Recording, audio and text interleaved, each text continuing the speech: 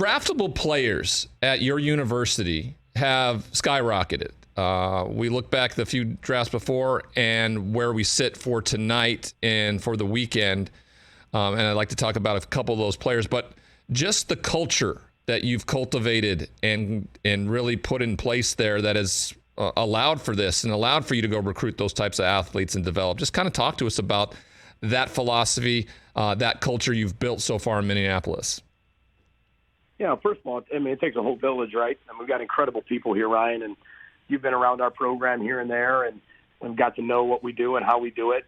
But, the reason, I'm here is to be able to be a bridge that connects our 30s, 40s, 50s, and 60s of national championships, Big Ten championships, and be that bridge in culture to connect it to today.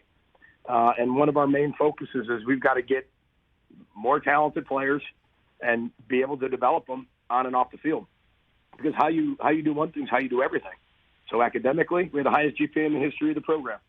Socially, our players are doing the right things for the most part, right? And wanting to do and build healthy relationships. Spiritually, it doesn't mean religion, just means believe in something bigger than yourself. Make it about someone else. Serve and give. And then athletically, we hope you really want to play in the NFL. Football's too hard if you just don't have that dream, right? And a lot of our guys do. And that's one of the main points in recruiting. So when we got here, we said we want to be able to do it our way.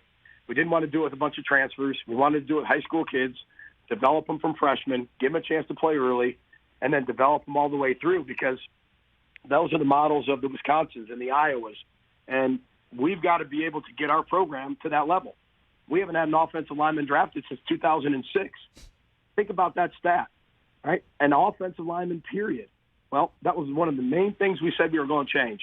And this week's draft, Blaze Andrews, right? Daniel Faalele, Sam Schluter. Hopefully we have 3 guys drafted, but those are guys we played very, very early. And then hopefully they set the precedent for what we're doing into the future. So, again, it's a holistic approach. It's a holistic culture. And our guys really care about their entire life. And it's worked out okay for us.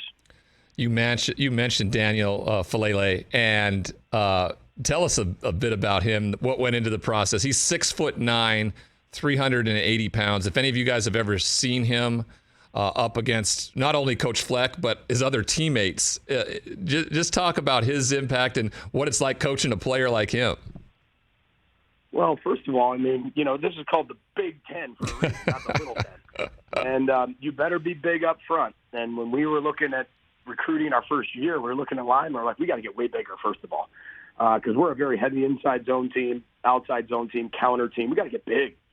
And but you still have to be athletic. And, he had every offer from everybody in the country.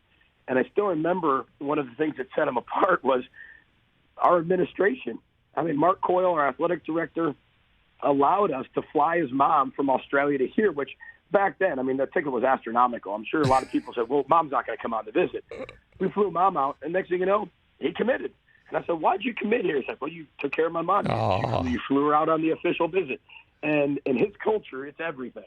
And that meant everything to him and his family. Not only that, that showed in his life, because when he did come here, mom moved here.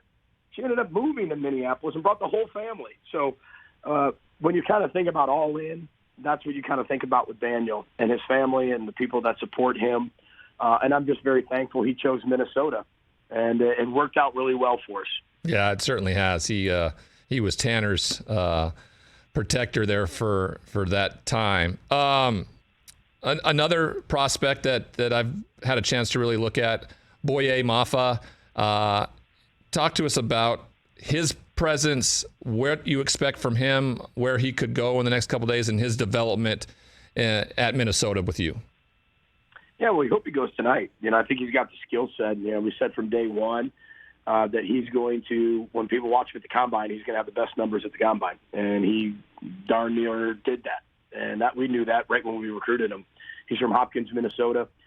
Incredible pass rusher. That's a given.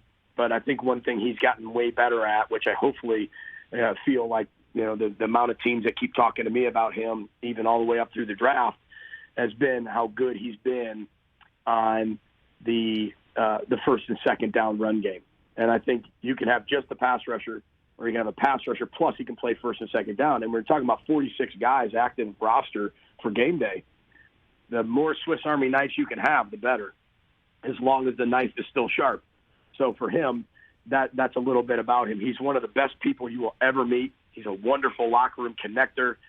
He's a pleaser.